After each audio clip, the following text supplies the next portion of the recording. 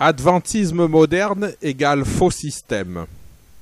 Nous allons aborder cette série de méditations où nous étudierons à la lumière de la Bible et de l'esprit de prophétie ce qui se fait dans l'adventisme d'aujourd'hui.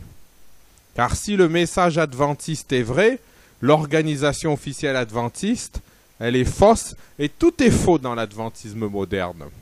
Nous verrons déjà comment les relations œcuméniques que l'Église adventiste entretient avec différentes dénominations protestantes, cela est en horreur à l'Éternel, et cela montre que l'Église adventiste n'est plus l'Église de Dieu, qu'elle a été vomi.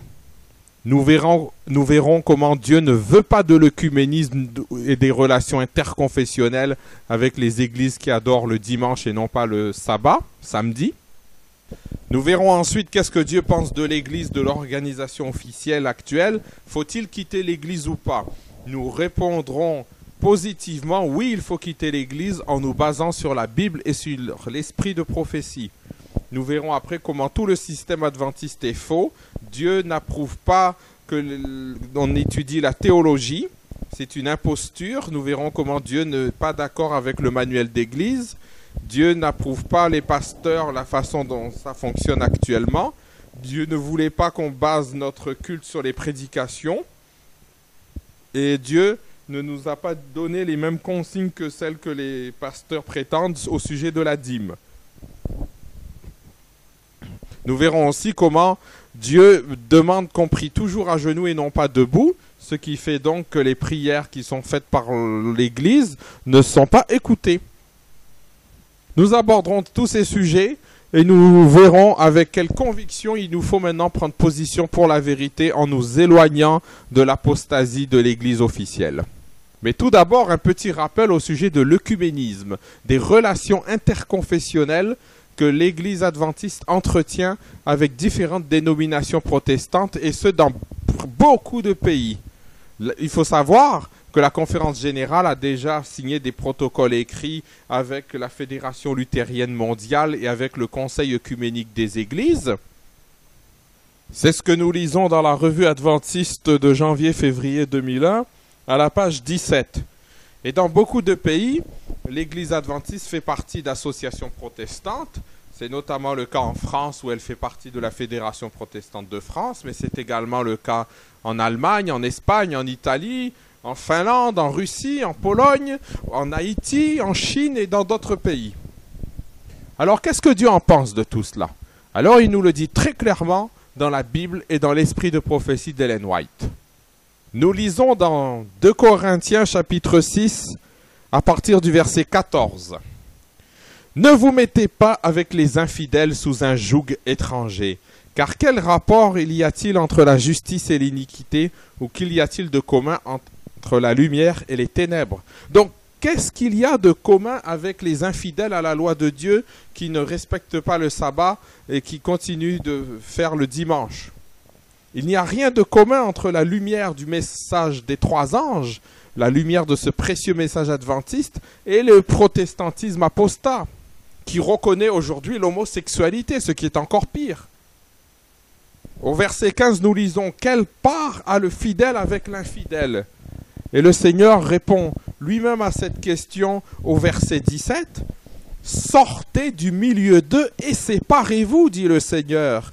Ne touchez pas ce qui est impur, et je vous accueillerai. » Donc notre devoir est très clairement prescrit par la Bible. Sortez du milieu d'eux et séparez-vous.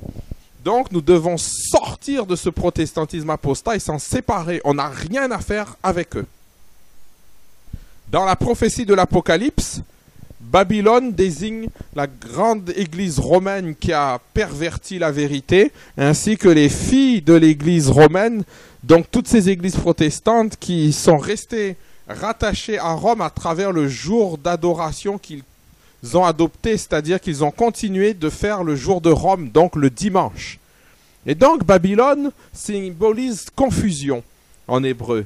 Et cette confusion est bien représentative aujourd'hui de toutes ces églises protestantes. Il y en a plus de 2000, avec toutes des credos, des foi différentes.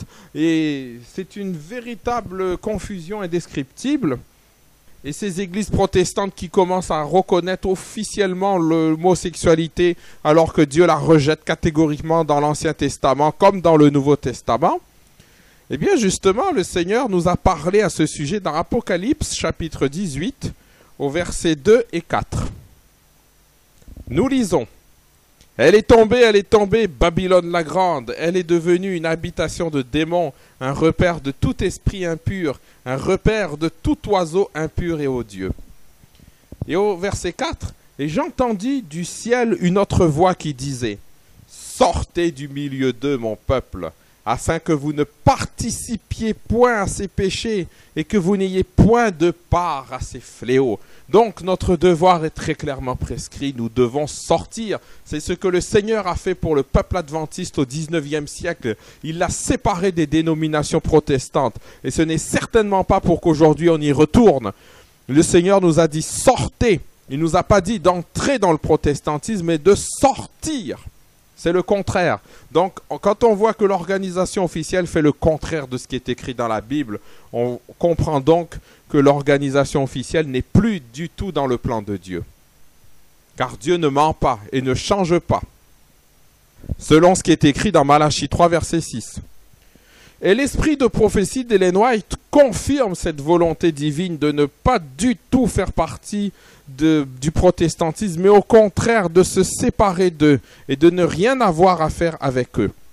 Nous lisons dans Témoignages pour l'Église, volume 3, page 147, « Nous lier par contrat à ceux qui ne partagent pas notre foi n'est pas conforme à la volonté divine. » Donc toutes ces associations qui ont été faites avec le protestantisme dans tous ces pays, ce n'est pas du tout le plan de Dieu. Nous lisons encore dans Message choisi, volume 2, page 425, « Aucun compromis n'est permis avec ceux qui annulent la loi de Dieu. Il n'est pas prudent de leur demander conseil. Notre témoignage ne doit pas faiblir. » Donc on n'a rien à leur demander à ces protestants. Ils ne peuvent rien nous apprendre d'ailleurs. Et nous lisons aussi dans Message choisi, volume 2, page 443, « Aucun compromis ne doit être consenti avec ceux qui adorent un sabbat qui n'est qu'une idole. » Donc toutes ces personnes-là qui restent attachées au dimanche, on n'a aucun compromis à faire avec eux. On n'a rien à voir avec cela. C'est ce que dit le Seigneur d'une façon catégorique dans ce texte que nous allons lire maintenant dans Review and Herald du 24 mars 1896. Que les sentinelles de Sion ne s'unissent pas avec ceux qui s'opposent à la vérité, telle qu'elle est en Jésus. Qu'ils ne fassent pas une alliance avec l'infidélité, avec le papisme ou le protestantisme, en mettant les traditions au-dessus de l'écriture, la raison au-dessus de la révélation et les capacités humaines au-dessus de l'influence divine et de la puissance vivante de la piété. Amen.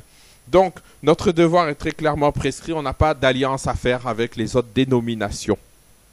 Le Seigneur l'a très clairement dit dans Testimonies, volume 1, page 609. « Il y a maintenant devant le peuple de Dieu une bénédiction ou une malédiction. Une bénédiction s'il sort du monde, se sépare et marche dans le sentier de l'humble obéissance. Une malédiction s'il s'unit aux idolâtres qui foulent aux pieds les autres exigences du ciel. » Donc, le choix est très clair, c'est une question de vie ou de mort. Bénédiction si on consent à obéir à la parole de Dieu en se séparant. Malédiction si on s'unit avec les idolâtres et les infidèles. Et vous, membres, vous êtes responsables aussi. Personne n'est neutre dans ce conflit. Vous devez fermement prendre position pour la vérité. Et même si les pasteurs sont pour l'œcuménisme, vous devez les combattre et rompre avec eux, parce qu'ils vous entraînent dans le mal. Le Seigneur nous a très clairement prescrit notre devoir dans sa parole, dans l'esprit de prophétie, selon ce qui est dit dans Témoignages pour l'Église, volume 3, page 147. Que notre peuple se garde bien d'écouter les conseils d'un homme, quelle que soit la position qu'il occupe, qui aille à l'encontre de ce que le Seigneur a opéré pour que son peuple soit séparé du monde.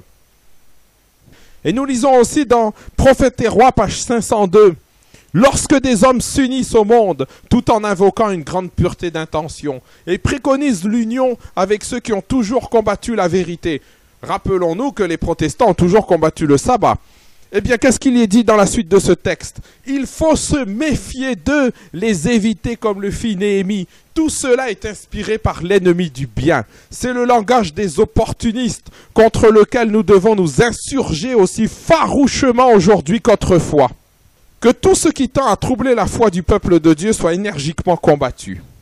Donc c'est très clair, ces alliances avec le protestantisme sont inspirées par l'ennemi du bien, c'est-à-dire Satan. Nous devons combattre farouchement toutes ces choses-là. Et sur les dirigeants qui sont en faveur de ces alliances, le Seigneur nous le dit très bien, nous devons nous méfier d'eux et les éviter. On doit rompre le contact avec eux. Ce ne sont pas des hommes de Dieu, mais ce sont des agents de l'ennemi. Le Seigneur a très bien dit dans Tragédie des siècles, page 496, l'histoire des adventistes est une image frappante de celle de l'ancien Israël. Et justement, nous lisons dans Ésaïe 9, verset 15, parlant des dirigeants de l'ancien Israël, qu'est-ce que disait le Seigneur? Ceux qui conduisent ce peuple l'égarent. Et dans Ésaïe au chapitre 30 au verset 1, qu'est-ce qui est écrit? Malheur, dit l'Éternel, aux enfants rebelles qui prennent des résolutions sans moi et qui font des alliances sans ma volonté pour accumuler péché sur péché. Eh bien aujourd'hui nous répétons cette histoire et les dirigeants sont de nouveau des rebelles à l'Éternel qui ont pris des résolutions de s'associer au monde sans la volonté de Dieu et qui égarent le peuple adventiste.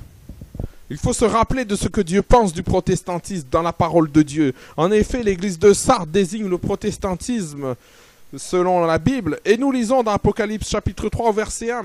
Qu'est-ce qui est dit à Sardes? Tu passes pour être vivant et tu es mort. Donc le protestantisme a l'air d'être vivant spirituellement, mais en réalité il est mort spirituellement. Il est complètement coupé de Dieu. Et c'est ce que nous dit aussi le Seigneur dans Spiritual Gift, volume 1, page 190. Depuis 1844, les églises évangéliques sont remplies de l'esprit de Satan et les prières des membres de ces églises sont une abomination aux yeux de Dieu. Donc c'est très clair, il ne faut vraiment pas s'associer à ce qui est mort, à ce qui est en abomination à Dieu. Et il faut bien se rappeler que contrairement à ce que prétendent les dirigeants qui se disent adventistes, eh bien les adventistes ne sont pas des protestants. Le message adventiste est très différent du protestantisme. Et nous allons rappeler toutes les différences qu'il y a entre les deux. Exemple, la loi de Dieu et le sabbat. Les protestants n'y croient pas. Exemple, l'état inconscient des morts et la résurrection finale. Les protestants n'y croient pas comme nous. Exemple encore, la compréhension prophétique de Daniel et de l'Apocalypse. Le sanctuaire. Le 666 et l'attitude face à l'église de Rome. Également le message de la réforme sanitaire. Il n'y croit pas non plus.